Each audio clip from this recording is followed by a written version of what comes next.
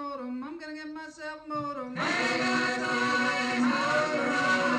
gonna get myself a modem. I'm gonna get myself a modem.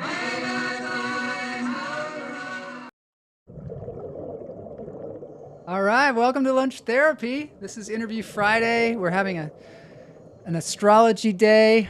We've got Isa Nakazawa on the show today. So excited to have her here. She's an astrology expert. She's a podcaster. She's got a show called Stars and Stars on Sirius XM and Futuro Media. And she talks with artists about their astrology and gets into some really intimate, deep conversations with them. So it's going to be really great having her on the show. Thank you to Matt Wright. Matt Wright is here. Top notes of wet pants, miss of seaweed, and resting on a base of hot dog wrapper. That is the Fury perfume. It's madness. Hoy Guinel. Guinel is here. We're going to learn some really interesting stuff today. Kamala's laughing. Nice hummingbird. So this upstairs up here is the Laugh Therapy Evening of Comedy that's happening in a couple of weeks. November 22nd, Saturday, November 22nd at the Stray Theater. We're going to have a lot of regulars from the show, comedians from the show. Lena Green, Mike Knox, Mama J. Patterson is coming all the way from Kansas. Jenny Sykes, Zach Binder, and Ticklemuff, our favorite ventriloquism act. Howard Aronin, this guy named Joel Marshall, and it's going to be hosted by Boney. So get your tickets in the show notes. So cool that you put together your own show. Why, thank you. 700 episodes of this show is going to be celebrated at Laugh Therapy.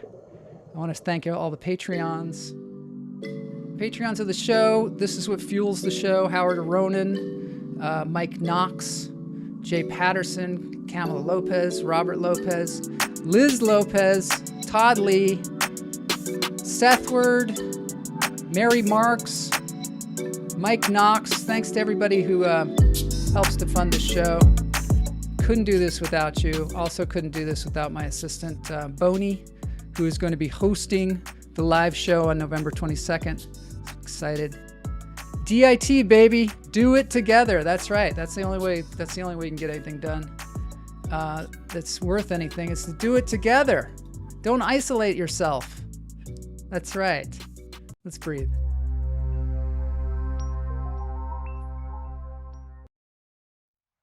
A tendency to do that, isolate myself, because I gotta focus.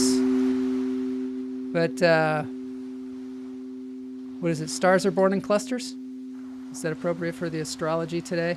In through your nose, out through your toes. We're breathing today. Hold it. Let it go.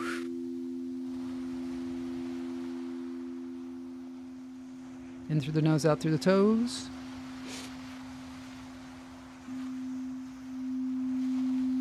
Hold it. Let it go.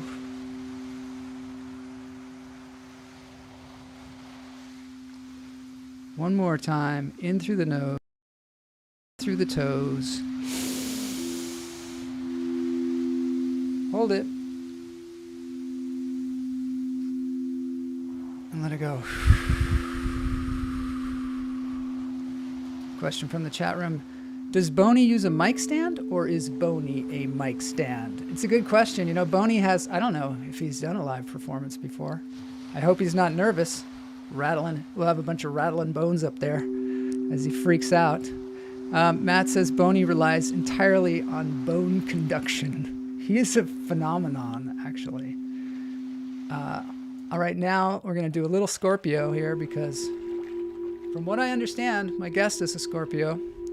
I have been very confused about my own sign. Sometimes people ask me, what my sign is, and I say, I'm on the cusp. I'm a Libra and a Scorpio, which I guess makes me a Libra because I can't decide what sign I am. Also, I clearly know nothing about this. Also, I say that I'm a Scorpio wannabe because Scorpio seems cool. Libra seems, I'm not so sure. I don't know. I'll have to ask the Scorpio in the room when we get her on here. A little more chanting here from Chantress Seba. I think these people are amazing. Chantress Seba on YouTube.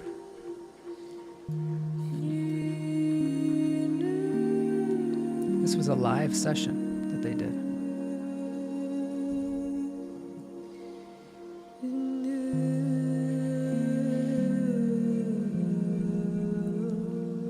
Setting the mood for some deep thoughts today.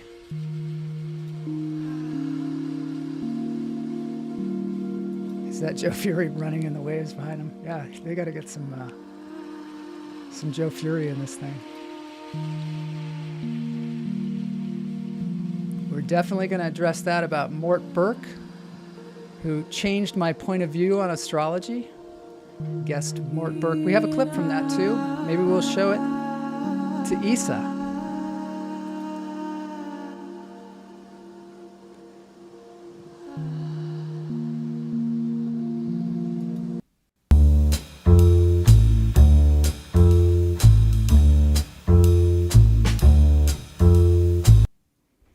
So Kamala, you make a good point about Mort Burke.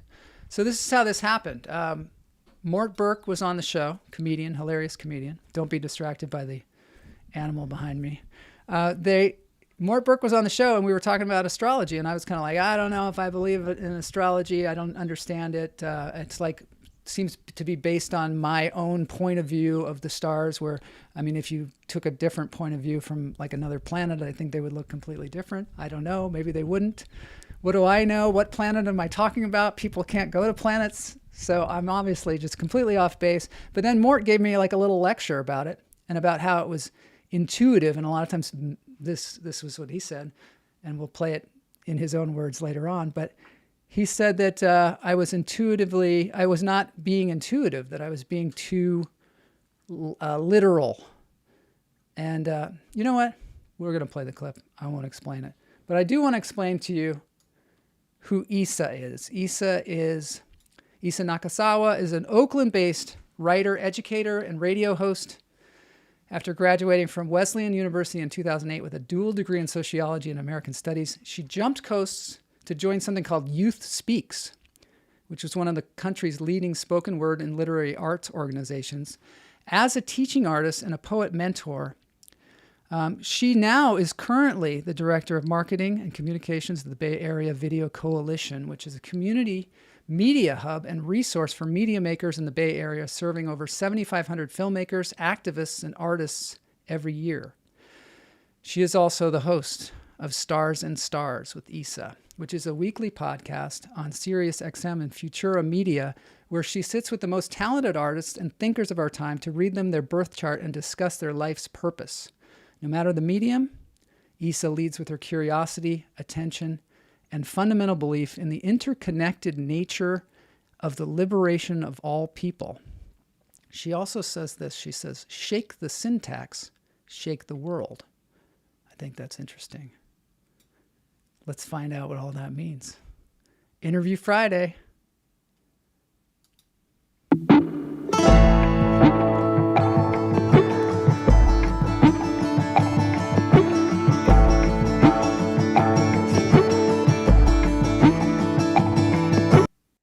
This is the show where people get the best interview of their lives. This was almost therapeutic, insightful, and I feel like I got some tools. This is my favorite interview ever. I love hearing people that are so knowledgeable about this talk about it. Isa, my gosh, these questions, they are excellent. I'm so happy that I got to do this. This is really a brilliant premise for a program. This is the best interview that I've had. This is Stars and Stars with Isa, the show where we look to the stars above with the stars below. How would you describe your relationship to astrology? I've been into it since I was a kid. I would read those books about astrology. I dabble. Every episode, I read the birth chart of our guests, some of the most exciting actors, artists, and creators of our time. This is Adrienne Marie Brown. This is Rico Nasty. This is Debbie Mabel. Hi, this is Diane Guerrero. Hey everybody, it's Johnny Sibley. We explore why they love, fight, and walk the world the way they do. Being a Gemini is difficult because clearly we are the most marginalized zodiac sign. It's just really interesting to me that it's all kind of jumbled together in my chart. That's why The Trickster resonates with me. Winner of the Signal Award for Most Inspirational Podcast, this season we're bringing you even more laughs. I've never been so excited to be read for Filth live, so this will be great. I need to get you, my therapist, and my doctor, and you all can just figure it out. Wow, you just read me, so here we go. Here we go. Let me buckle up. Maybe some tears and big revelations. Not me crying, I'm sorry. I just think you have a really beautiful way of seeing people. Wow, this is making sense. The stars are aligning. Stars and Stars Season 2 premieres everywhere September 23rd. You can listen to Stars and Stars with Isa wherever you get your podcasts.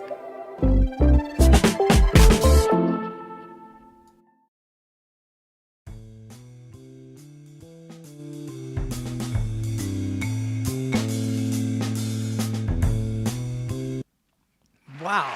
Those are some testimonials. Man, I'm so into this already, this whole experience. This is such a production, Joel. I'm so impressed. Thank you. It's my assistant, Boney. He does most of it. But Boney, I take credit.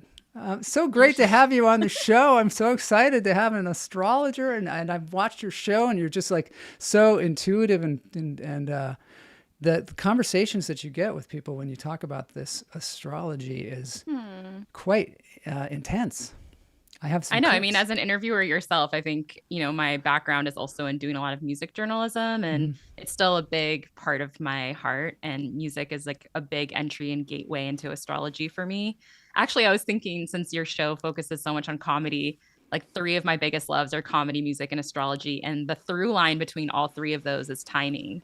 So I was thinking about timing also. And timing is a big thing in interviewing and the craft of interviewing and conversation as well. But yeah, I think it's been really cool to have the framework of astrology because it throws artists off who are really, some artists are really media trained depending on how famous they are. And also, you get used as an artist to the questions. And so I think this has been a really fun exploratory framework where a lot of the artists I speak to have never had their birth chart read. They don't even know if Aquarius is a water sign or an air sign. And so what's been really fascinating is how just giving folks a different perspective allows them to open up about things in new ways. And so I'm really grateful for astrology as a way to connect to people in different ways. So, yeah. It's interesting you said it throws people off. I feel like it throws people in from watching. Yeah, maybe that's true. Like it just puts them right into some space, I have this great clip that I'd like to play here from your show just to start off. It's Kiese Lehman. Yes. Yeah. Kiese. That was like the latest one, I believe. But this is an example of how you just obviously he's a deep writer, but he really goes there. Let me play this. And this quote that, all Baldwin quotes now are so like famous, but this one that he says, everyone you're looking at is also you. You could be that person. You could be that monster. You could be that cop. And you have to decide in yourself not to be. And this is the Libra rising gift, right? But this is the particular gift of your work. And I feel like this is where you take up the mantle of Baldwin of what I was saying of the complicity is also me. And if I was raised in empire, then I'm also shaped by empire. And so there's this kind of mirroring and magnifying. So I wonder if you could take me back to childhood and tell me a little bit about those early moments. It doesn't have to be when you were a baby, but like those formative moments when you started to realize that everyone you're looking at is also you. My mother was 19 when she had, but I remember the first time I had a conversation about that was like with my grandmama. I must have been like 6. And she was trying to teach me how to pray. I remember the first time my grandma had a conversation with me about being sensitive. She called it sensitive. She's like, baby, you sensitive. Mm-hmm. And I didn't know what that meant, but now I know. And I learned that she meant sensitive. And it wasn't the kind of conversation where she was like, you see other people and you're going to be so kind and you're going to get run over. It was kind of like what she actually said was, what I actually remember her saying was that you see life in everybody and everything. And she was like, you're not, I mean, this is what I remember. She's like, you're not a hunter. Ooh. She was like, those people don't know how to metabolize hurt. That's really what she was saying. She used to be like, can we just all not be so fucking mean to each other, but also like to ants? You know what I'm saying? I feel that way. Totally feel that way. Yeah, well, can you're we? So prepared. Thank you. Yeah, so that he just went way deep, and I know that his books are way deep, but they are. I think they maybe cut to the core. When you talk about people's astrology, they like start to connect things, and I think that might be what Mort Burke, which we'll play that clip eventually, what he said about it.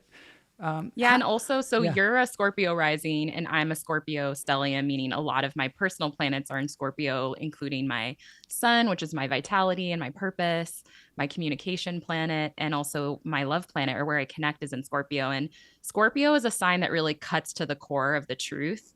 And so sometimes it like doesn't have the finesse a Libra has. Like Libra has finesse because it's trying to connect and it's trying to balance multiple perspectives.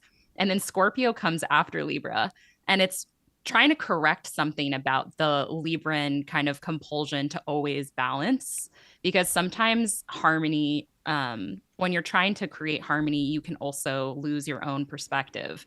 And sometimes like not everyone can be right in the same way, especially if we think about this in the context of justice, right? And so I think Scorpio, as an interviewer, both of us have major Scorpio placements, and we also have Libra. And so it's a really great balance to have, or collaboration cosmically, where both of us know how to make someone feel comfortable, but then we're going to also ask a question that gives the guest permission to say a truth. That in our society, where are those, third spaces, which is now a phrase that is so overused, but like, where are those social spaces as adults where we can let our carefully crafted armor down and unguardedly share with a stranger, right? Like there really aren't that many spaces for us.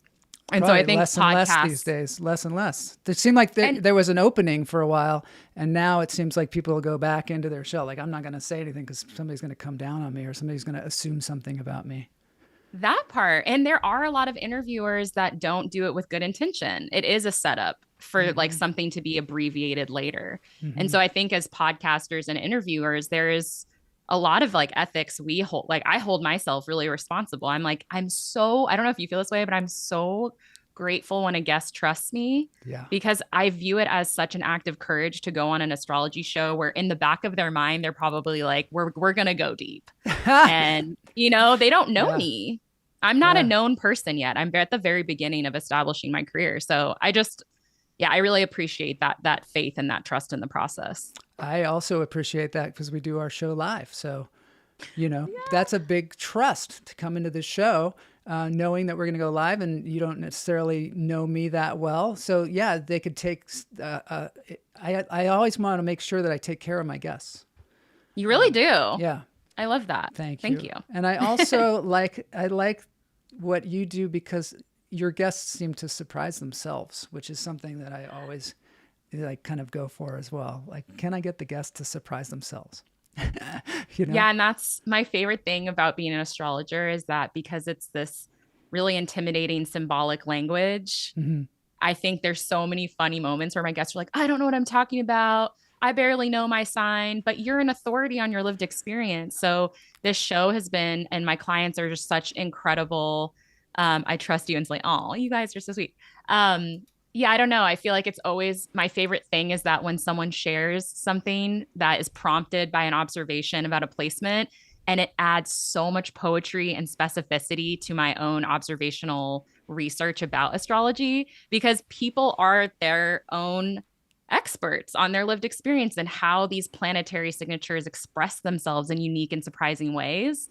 And so the show is like a gold mine as an astrologer. So I'm just like, wow, I'm learning so much about, because you've got the actual person in front of you who's representing what you're talking about.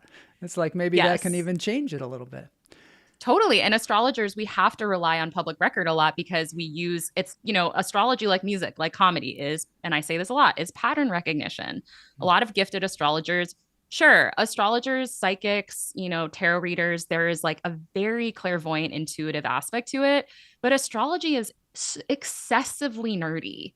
Like it's we're literally graphing, like it's very like it's very nerdy, and there's a lot of like math and science and astronomy. And it's so funny because I was on Bad Faith and all the bros were coming for me. And I'm like, dude, astrologers are the smartest people. Some of the astrologers, not all of them, are some of the smartest people I know. They know far more about astronomy than the average American who like has, skimmed an article once about the moon. And so I think that kind of like insult is hilarious because I'm like, we are reverent to nature. Like that's our greatest teacher. So I don't know where I was going with that, but I get passionate. There are definitely, it's great though. It's great. Passionate is great. There are definitely, also there's so much history. I tried to give myself a primer on astrology and I got lost. Oh my God. It started in, with Ptolemy and a lot of them were astronomers, obviously. Galileo and all these people were involved. It was kind of astronomy and astrology were sort of together for the longest time. And then the psychological aspects seem to have come about with Carl Jung was actually into it as well. So these are things that I knew nothing about. You're killing it, Joel. Thank you. You're doing so good. Let's try something though. Let's take a look at the Mort Burke thing just to see what he said, because I've been holding that back. Okay, here's what he said and we'll talk about it. Well, here's how I feel about it. A lot of it really speaks to things that are generally sort of good advice in a lot of ways. And in a patriarchy, Joel, or really in a materialistic society, we focus almost exclusively on materialism. But this speaks to the world of emotional experiences. It speaks to the world of energetic experiences. So, and also in a patriarchy, anything that seems intuitive is seen as a bunch of bullshit. Like to take the world of the unseen and to utilize it in our current lives is like it's a feminine skill. And so as a dude who's only now kind of learning that I actually do have some intuition, I just try to be open to other people when they're like, "Oh, I'm intuitive.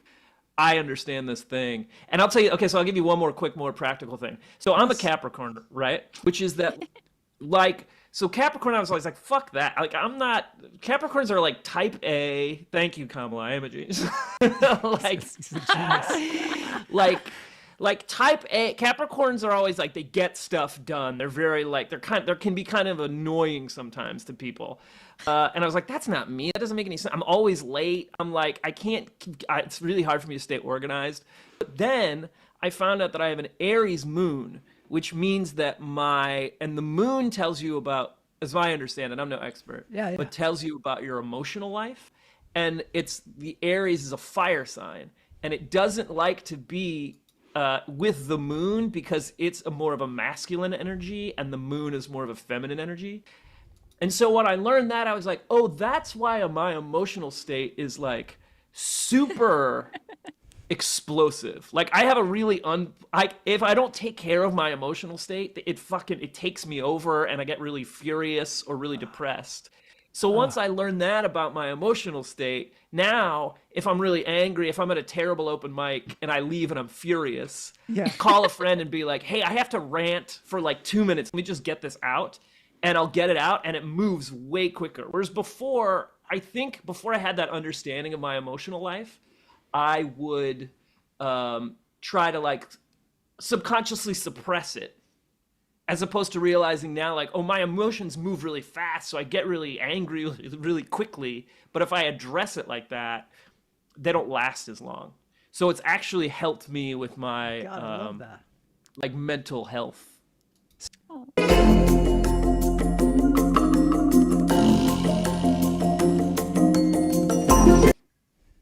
All right. Well, what do you think about that? That was pretty intense.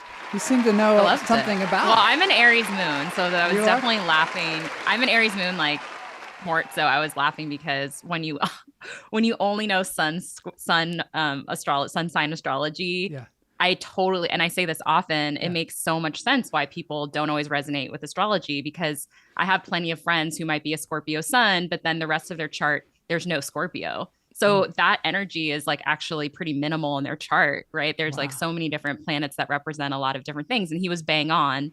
Your moon is also your physical body. So it really is, it's almost more intense than your sun sign, which is more like your energy source and your purpose. Like your moon is your deep emotional needs.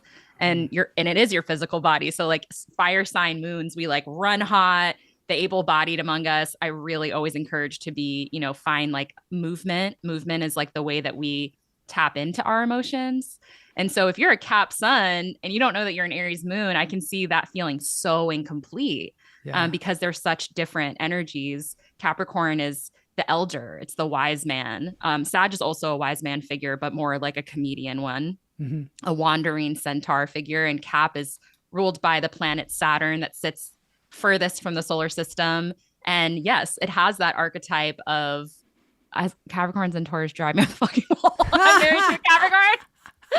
But I always remind people that Capricorn's archetype is a sea goat. So half of its body is immersed in water and its opposite sign is Cancer. So I think that Capricorns often, they present more stoic than they feel inside. And so there's a bunch of signs like Scorpio, Virgo, Cap, where you have to also do the work to understand the nuance of those energies. Like sometimes the way that we, the way that we like come off is self-protective. It's not the full story of who we are. It's like Capricorn and Scorpio and Cancer, like we have certain armor and that's our way of observing. Like we are signs that observe first and then we engage. And then Sag and Aries are signs that are like, why would we bother with observation? Like get in there, I was saying that the other day we were making some kind of like what we were going to let go of. And I said that I was going to let go of apprehension because I feel like a lot of times I overthink things before doing them. And sometimes the time passes, It does. The opportunity passes because I'm sitting there thinking about it so much. And it's an opportunity to learn how to trust yourself. But before we digress too much, one thing I want to just like elaborate on what Mort said is because it's really top of mind since I just did this. I guested on Bad Faith, which is a political podcast. And it's been really difficult for me to field the question that is very legitimate around like, how do you prove astrology? And I think that I'm in this like difficult moment in answering that question where the previous skeptic in me really wants to deliver on an answer for people. And in the attempt to do that, I'm undermining my own practice. And I think sometimes I'm trying too hard to like level with like not skeptics, because skeptics are great, but people who are just like, this is bullshit. And if you want my honest opinion, I don't think we have the mechanism yet to prove that there is like a hardcore like mechanism between the planets, whether it's through their vibration or the magnetism and our own, not only our own psyches, but our behavior. And I can't provide that for people, but I will say, yes, astrology deals with intuition. There is like a level of like clairvoyance involved, but it's also mad rigorous. Like, I don't know how else to explain it. It's like you're doing calculations, you're making graphs. The ephemeris is really specific. I'm analyzing degrees, and just to ground it, you're born October 23rd. And so, yes, there's like a group of people that believe in cusps, which means that you're born right as the signs are transitioning, right as the seasons are transitioning in the Northern Hemisphere. But if you calculate your exact birth time, if you're someone who's lucky enough to have an exact birth time, then we can look at the exact degree of your ascendant to figure out if you're a Libra or a Scorpio.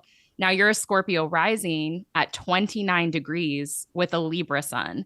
And the 29th degree is called the anaretic degree. And there's 30 degrees in every slice of pie. And so the 29th degree is the culmination degree, and your ascendant sets your life's path. So when you have your ascendant at 29 degrees, there's something about your life that's teetering in this transition point. So you're someone who sits between the threshold of Libra and Scorpio, but you also have both.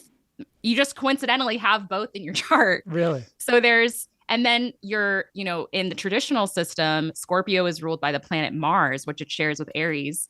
Mars, when you think of Mars, most people think of the god of war, the planet of action, of drives, of passion. And yours sits in Capricorn, in the third house, which is really echoing your Gemini moon, you have all this Gemini third house energy, which is about the messenger. It's about the gift of communication. So much of your chart is about communing people that you feel compelled by to have conversations, to learn, to exchange ideas, to have a good time. That's like your whole birth chart, you know, is really this gift of bringing people together, identifying interesting people, having conversations that are not about agreement or right. Like your chart is a chart that celebrates difference and celebrates heterogeneous ideas and different types of people coming together to just like talk and chat. And you have a podcast and you have a platform. Something? I must be like, sometimes I feel like I'm lost in the world, you know what I mean? Or like I'm an outsider, you know, trying to get inside or whatever. But sometimes you look back and you're like, oh, I'm on the path that I'm supposed to be on. You totally are. When I looked at your chart, I was smiling. I will say, though, your Gemini moon sits in the house of Scorpio. So you do have a similar thing with my chart where there is an ability to illuminate the unseen. And the eighth house deals with like the taboos or the conversational topics that people avoid or fear. So I do think there's also something about your gift that allows people to feel comfortable enough to actually explore things that are like often overlooked. Or the eighth house is also a really common signature among psychics or among people who have an ability to understand and feel energy. So it's nonverbal. Like your sun and moon are in very like meditative houses that are about the things we can't see and like a deep reverence for the unseen. And I love that as a contrast to the rest of your chart, which is highly visible, highly affable, highly connective. But you're an example of a birth chart that has an equal reverence for the unseen and the seen. And you kind of bridge both and like weave both. So I think that's something I also noticed in your chart where I was like, that's so cool. Like you can be someone who spotlights and connects, but you also can understand that what we can't see and what we can't justify or prove is still worthy of our investigation. Sometimes I do things, I don't know if this goes along with it, but sometimes I do things out of an intuition rather than logic. And I'm doing it and I'm not sure I can explain it to somebody else. You know, I just do it. And maybe it's feels like I'm doing the wrong thing or something like that. But actually, no. And I think it's taken me a long time in my life to stop auditioning my ideas to other people, you know, or what I'm doing to other people. Because other people a lot of times won't understand what I'm doing. Like I was one of the first podcasters back in, you know, I mean, when it started in the early 2000s, when we had to like code the RSS feed ourselves and things like that. I had a podcast called Fat Free Film, but one of the great gifts of that was that my guests didn't really know what we were doing. So we would sit down to record the podcast. And then like we interviewed Leonard Nimoy and he said before the thing, he said, I don't know what this is, but let's do it. And then he talked about his entire life in a very intimate way because we were sitting in his living room. Aww. And I was like, we were able to get something that is, you know, not the being on a talk show where you've got your, you know, your little quips that you say, things like that. And I think at the time, the only people that were doing this were maybe Fresh Air, Larry King maybe was doing that, you know, on late night. But, you know, it was not something that was being done all the time. So people would, like I was saying, would surprise themselves because looking back on their entire life has some kind of cathartic effect, I guess. Yeah, that's like what the beginnings of things makes available is there's no pressure, there's no convention yet, there's no expectation. And I think that there's also hardships at the beginning of things because you sometimes lose patience, or my Aries moon will lose patience. But I think that something that I've been learning is like, if you really tap into what's available with the stage you're at and embrace that, it leads to a lot less resistance for me. Like I'm very new to YouTube and I told you, I just started my weekly lives and the chat is like my mom, my sister, my producer, my 3 best friends, and like the 10 hardcore stans of the show. And I'm fully enjoying that intimacy, you know, instead of being like, I wish it were more. I'm just feeling so grateful that there's even, you know, like for every single view I get, I sometimes just like close my eyes and say, thank you. Like, there's such a war for people's attention right now. And so like any listener who's taking time with you is not something to, I think we're getting so entitled right now. Like I feel like this like wave, the sea change in culture where because of social media and a lot of different reasons, like we feel so entitled to the results before we tend to the craft of what we do. It's so true. It's so true. Yeah. And so we're like, why isn't this happening for me? I've done 2 episodes. What the hell? Why am I not Joe Rogan or whatever, you know? Right. And then it's like, and then all of a sudden you're like, I don't want to be Joe Rogan. What am I doing? I think slowing down too to question why we assume and take on certain metrics of success without taking a pause to say like, what would success look like and feel like to me? And I think asking the deeper why, because I think there's a lot of people you meet where they're kind of living in this like half awake, half asleep state. And then they rush to the goal and then they get to the goal and they're like, what was the point? You know, it's like, you're kind of this like half zombie. And I think, I think I feel really, I was going to tell you at the very beginning when you were doing my bio, like a really poetic reason why it's special to be with you today is that this is my first full week self-employed. And I actually quit my, all my other nonprofit jobs, and my birthday is next week and I'm turning 39. So like I'm at that kind of culmination of my 30s. And I feel so excited to be in this era of like earned wisdom around my 30s and 20s taught me to take more risks. And they also really revealed that like there's no one who has it all figured out, you know, and like nobody. And the more that you can create within reason, you know, like meaningful, not everyone has the privilege of taking risks, right? And I barely do, to be frank. But as a millennial, my entire life, it hasn't been the right time to take a risk. There's an economic depression, there's this, there's that. And I realized that all of those times you stay like kind of convinced that there's this false sense of security and safety, you're like calcifying, like your creative gifts are dying, you're kind of slowly dying. The world is not getting better because your light is just like dimmed and hidden, you know? And so you and I share this tricky but beautiful placement in astrology where like one of our major planets is in the house of the 12th house, which is the house of the hidden. And so oftentimes when a planet is in the 12th house, you can't see it. It's a blind spot. And so 12th house sons, which you are, need to spend a lot of their life kind of like connecting to visibility and understanding when they're consciously deciding to not be seen and to honor that. And then when they consciously want to be seen, to like move towards that light.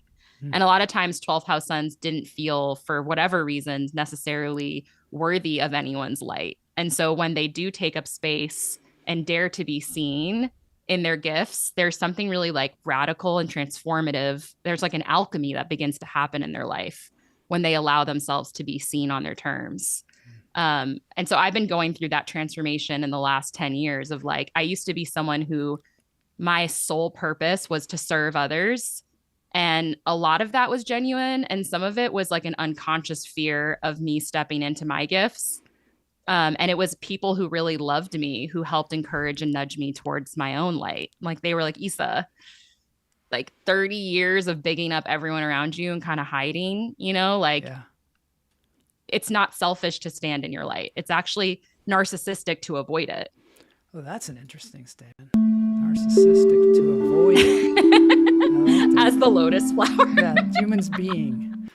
I just think that is so incredible what you just said. And I do feel like that sometimes. And I want to ask you though, do you ever feel like it's difficult for you to take the stage, to put yourself out there and be seen? I mean, I used to just avoid it. I moved from New York to San Francisco.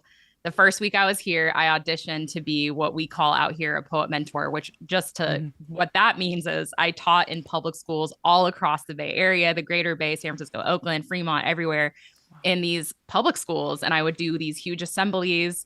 I was a performance poet and a teacher and educator. And so looking back on it, I'm like, that's so courageous and badass. Definitely. High school students are insane. Yeah. That's like toughest audience. The toughest audience. I would be like doing the most embarrassing poetry and girls at like their lunch would be like, you're stupid. Oh my God. And then I would be like, I mean, you're probably right, but I'm still doing it, girl. And then afterwards, because young people are I miss working with young people because they're so direct. Mm-hmm. So the same young people that would be like, you're stupid and I don't like your makeup would come find me after class and be like, I really enjoyed it. Are you doing a workshop next week? They're like cats. Cats will like claw you once and then cuddle up with you because they're just in the moment. They're just in the moment. And Joel, that's my favorite animal. So. Is it? Oh, mine too. It is. I love that. I love that push and pull. I do too. Yeah. So I was courageous in those ways, but I found social media really freaky in a bad way. I didn't like the idea of permanence because live music and live poetry and open mics are about ephemera. It's like we come together, we gather, there's no documentation. And then we just explode with our weird selves. We connect and vibe, and then we disband. And it's like this like faded memory of some cool ass, weird ass night. Yeah. And that's my shit. And so then social media came and everyone became obsessed with documenting and promoting. And I was like, what is happening to culture? Like, we're going to start performing. We're going to become these weird avatar people. And that was really good critique. But then I got more and more and more and more avoidant, more and more and more afraid of experimenting with it. Mm-hmm. I don't know if you relate to that when you start getting so far from something that you're like, now I don't even know how to try it and microdose it. I actually, when the internet came out, this was a long time ago, I said, I'm not going on the internet. And I was a person who was maybe one of the first people on the internet. Like I had a Commodore 64 and we were like dialing the phone and plugging it into the computer. And we were talking to like people on these like university chat things. But then when it like went wide, when it went wide, I was like, I'm not doing it. That seems unhealthy. So I did that. I went and did Shakespeare in the Park for years. And then eventually, then I came back to it. But it was like I had to go away from it.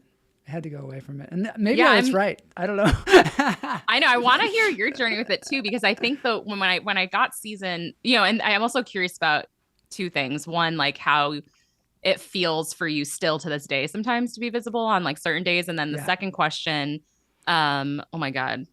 What was the second question? I don't know. That first one was pretty good. Oh, I remember. Yeah. I remember the podcasting thing, right? Yeah. So the first season of Stars was obviously no video. Mm-hmm. And transparently, I'm the one that pushed for it because I'm someone who I just don't believe in being like a purist. And if things are changing, my biggest reason of being alive is connecting. Like that is my main goal in life, is to connect with other people and share experience. Yeah. And so if folks are on YouTube, I'm going to be on YouTube. Yeah. Like I want to share, I want to connect. Yeah.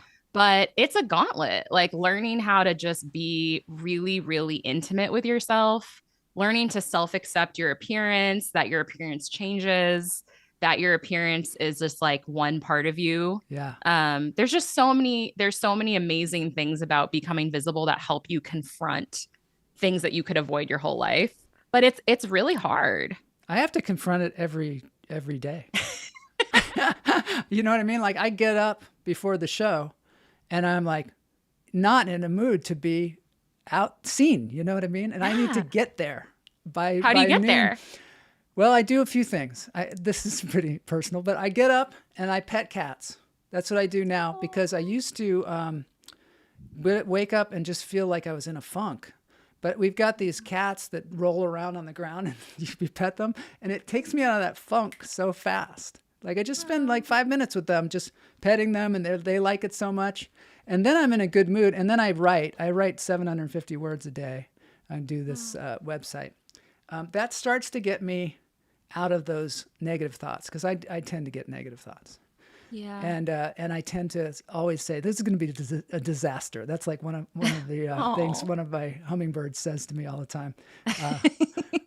Oh, that was a disaster. Because if little thing goes wrong, I feel like it's a disaster. And I have those voices in my head that are telling me you didn't study enough. You don't know enough about astrology. Mm-hmm. You have no business having a person on. You know what I mean? Like I have those thoughts, but as I get into the making of the show, I lose myself in it because I love it so much. And then once I connect with the person, it's like, that's everything, I think. And the people that watch the show, So, and then after the show, I feel like $1 million. That's what happens. That is so word for word relatable. Like now I definitely need to go get cats, but I meditate though. I meditate, I write, and I walk. And I pray. I don't know what I'm praying to. I don't pray in any like conventional way, but I close my eyes and I'm like, whoever's in there or out there. But I relate to that puts so it outside much. of yourself too, in some, collective consciousness kind of way. It just puts it out there like this is big. That's what my wife and I, Kamala, who's in the chat room, she made this incredible film called Equal Means Equal, and I was one of the producers on it. And sometimes in the hardest times, what we would tell ourselves is, this is bigger than us. And it was about the Equal Rights Amendment, about the way women are treated in America. And if we could just get outside of ourselves, then it became so much easier, I relate to that so much. I mean, I really think that when we can find you, I knew you were his wife. I was like, this, I relate to that so much because I do think and that's also my favorite thing about the 12th house is the 12th house is like the final house in astrology. And it's what connects us to this cosmic unity and oneness. And so 12th house placements are so gorgeous because we aren't satisfied unless what we're doing has like a collective element. Mm-hmm. And I think we're channelers for like collective energy. And so I think when you do feel, or at least when I can only speak for myself, when I feel really nervous, I'm like, it's not about you. Yeah. Like it is and it isn't. You're a vessel. And these are trite cliches, but they're very real. And I think I was telling you this story of Juan Gabriel before this, and I like cried watching this new docuseries on him because there's these profound moments where he's being ridiculed for gender bending and for having the audacity to be like a vehicle of beauty and transcendence in a world that like wants so badly to be threatened by the form it comes in. And instead of like facing that hatred head on and taking it on, he just closes his eyes and connects to his gift, which is his music. And then slowly but surely, and in his own words, it's a process of falling in love with whoever is in front of him. So whether it's the audience, in one case, I don't want to, no spoiler alerts, it's an orchestra who's really, like it's the whole high art versus low art thing. And I was so moved by that. And I was like, I'm going to do that when I feel nervous or when I feel threatened or when I feel intimidated. I'm just going to close my eyes and like connect to something inside me instead of feeling like I owe the world, I don't know, proof or like evidence that I'm enough or that I feel like this like American fetish with expertise. I don't know. There's just like certain fetishes we have. And it's like, we're all so dumb right now. Like we've never been dumber. Like how dare we pretend we care about expertise? It's like everyone's read like one word the last like 6 years. I know. I was and we're like, Joel, what are your credentials? Like, shut up. Like I was thinking about that this morning about how like people, rank each other.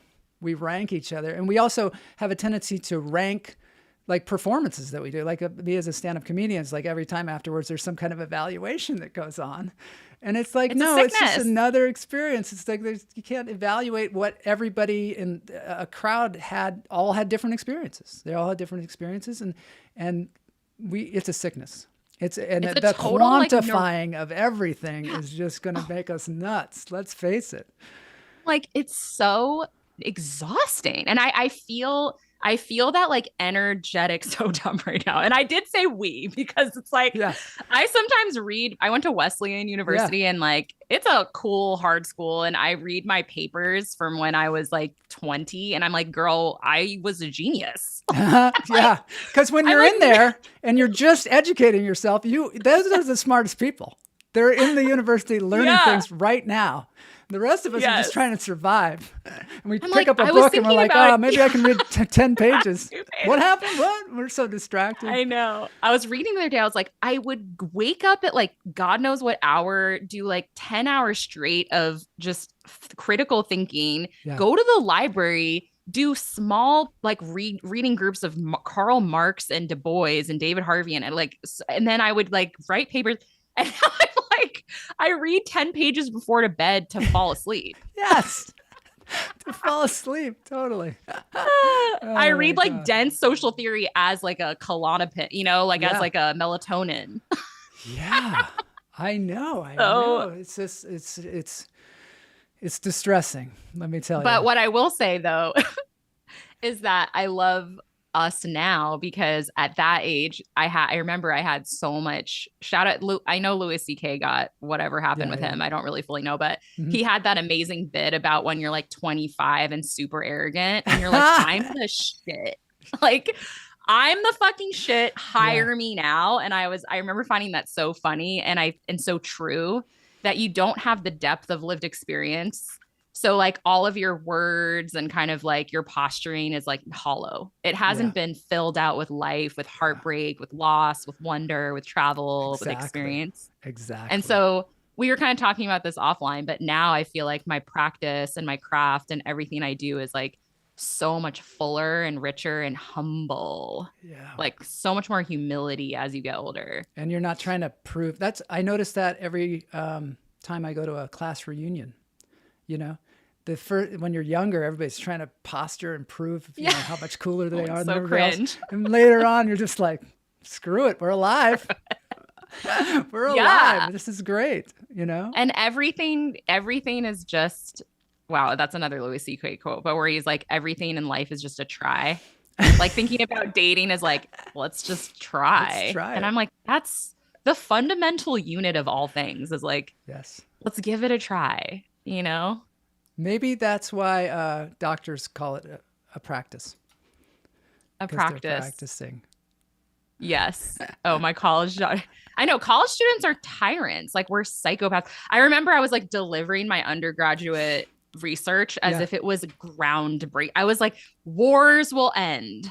Like racism is over. Isa Nakazawa has cracked the code. Cracked the code, totally. And like my mom was so supportive. And I'm just like, Mom, how did you do that?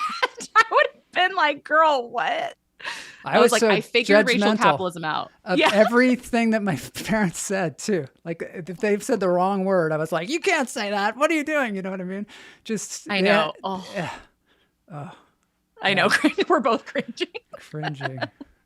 Also, my dad was interviewed for the Smithsonian a long time because he's a sculptor. He's a really amazing sculptor. And I remember in the interview, he said that his son was a struggling artist. And I was so mad because he said I was struggling. Like they keep it real. Parents? You know what I mean? But I'm like, no, that's going to be forever in that thing where I'm the struggling one. You know what? Struggling's good. Struggling makes great art. Struggling is I like that reframe, Joel. You know what I mean? It is. Struggling is good. Still struggling. You can't have art without struggle, I don't think. No, I mean that I'm always like, I always sound like I'm really romanticizing hard things because I think deep down in my heart I do romanticize hard things. Yeah. But I do feel like art without some sort of tension, relationships without tension, a life without loss, it's a total farce. Like that's a big thing in astrology, you know, like we study points of tension, points of harmony, but we're big believers in like not reconciling. This is an important difference with astrology and Jung versus like other Western modalities of therapy where it's not about like narrative coherence. That's not astrology's aim, right? And I think that's something that I really resonate with, that when people come to me to understand something about themselves, I am there to be like, there's nothing that we're trying to fix here. Yeah. Like, you know, it's not, I think there's so much about the like kind of psychological discourse that's about optimization and fixing. And it's scary. It's like bottomless. It is scary. It's bottomless. And it makes us really obedient consumers because if there's a program, a protocol, a regimen, a pill, a vitamin supplement that I can buy to be the best me, to get the job and get the girl, and then I'm all for it. But if I actually feel like the parts of me that I don't understand, and if I begin to have a reverence and a respect for the mystery of life, then I'm a lot less obedient of a consumer. Yeah. Because I might actually start to feel like I'm okay without your products. God forbid they would allow you to think that you're okay without their products. And also we do weird things. Like I've been hanging from a bar in my gym. And Oh, that's really good for you. Yeah, that's I do right. dead hangs That's too. what they say. That's what they say. But then my back really hurt after I did it one time. Oh no. And so I was talking to this Pilates teacher about it, and she's like, well, maybe you shouldn't do that. No, you got to make sure your core and your butt are. I think, I gotta do something differently. But it's, maybe that's a good one. But there on YouTube, there's just all kinds of stuff being fed to you. Like, you should do this, you should do this, you should do this. It's and exhaustive. there's not enough time in the day to do any of these things, to do all of these things. And you know what? Doesn't it feel good when you actually do have time to sit and read a book? Like, I love it. These things are still there. Pet a for cat. us. Pet Read a cat. I want to say thank you to Look Matt at the moon. Wright. Matt Wright. Oh, she even does couples readings. Oh, I Pamela love says couples we're readings. in. I want to do a couple show, so let's all put that out. That's good. I like that. I want to say thanks to Matt Wright because he's the one who found you originally. Yes. So it's so great of him because he had seen that episode with Mort Burke and he was like, "You got to get Isa on the show." And I guess we're at the end of the show. Yeah, we are. Shoot. Yappers. So Bunch of great yappers. having you on the show. I just really appreciate this viewpoint and your positive energy. Aww. We need a lot. We need this in the world. I didn't tell you this, but at the end of the show, I play music and we kind of dance around, and then it's just the end of the thing. Kamala says she wants a reading. Yes. Matt says, my books are open. I'm self-employed, baby. Yeah. All right. Let's get this thing going. So And listen to the show. Yeah. Stars and listen Stars to with the Isa. show. So, okay, let's check that stuff out right now. And I'm starting my weekly Wednesday YouTube lives. Oh, weekly Wednesday YouTube. Okay. I like How are that. you doing all of this? This is so cool. It's I not don't understand me, what's it's my happening. assistant Boney. He does it all. Boney. Yeah, he's really Gosh. good. There is Futuro Media. That's where the podcast is on. This is incredible. On YouTube. Go check that out. And then also you have a website. Yes, which is getting redone, but it will be the same address, isanaka.com. isanaka.com. Let me go there. And there is an astrology tab on it. But again, this is going to look different soon, but you can it gives my email. Yeah. If you go to astrology, that tab. Yeah. So that Then link's I give also in you- the show notes. Oh, I like the, Yeah. you have the telescope. The NASA. Yeah, it's cool. But yeah, there's all the offerings here. Yeah. So And check that basically you're out. just emailing me and then we're going to roll from there. Cool. And then you're going to have ChatGPT do it all, right? I need to figure that out. That's behind the scenes right now. Yeah. Our little assistant. Okay, let's get on this I'm gonna have thing. Boney. Yeah, have Boney do it. You got Boney, you got a wife? What's up? Boney's got a few cousins maybe you could hire. He works for, he never gets lunch, but I always promise it to him. All right, let's do this thing. Dance break. This is a song sung by Michael J. Gonzalez, who was on the show, and it's a cover song. And I just think it's really uplifting at the end of the show. So thank you so much for being on the show. Thank you so much. I really appreciate it. There's links in the show notes to Isa's website, etc., and podcasts, and check it out. Blessed. That's my word. We're blessed. Thank you so much. Blessed.